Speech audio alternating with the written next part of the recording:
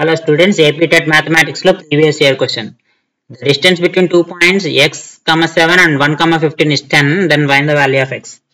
x, 7 మరియు 1, 15 బిందువుల మధ్య దూరం 10 అయితే x విలువ ఎంత అంటున్నాడు. దీనికి distance between the 2 points formula తెలుసుకోవాలి. d is equal to root over x2 minus x1 whole square plus y2 minus y1 whole square. d is equal to 10 ఇచ్చాడు. root of x2 minus x1 అంటే x minus 1 whole square plus y2 minus y1 అంటే 7 minus 15. 7 minus 15 అంటే 8. 8 square అంటే 64. So square cancel చేస్తే 10 square వస్తుంది 100. x minus 1 whole square plus 64. 100 minus 64 అంటే 36. So x minus whole square is equal to 36.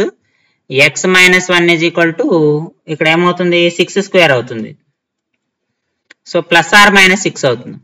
So x is equal to 6 minus 1 ఒకటి minus 6 minus 1 ఒకటి వస్తుంది. So x is equal to 5 x is equal to 6 plus 1 minus 6 plus 1 అవుతుంది. So x is equal to 7, minus 5 రెండు options ఉన్నాయమ్మా. So ఇచ్చిన options లో 7 లేదు, -5 ఉంది. So option 3 is the correct answer.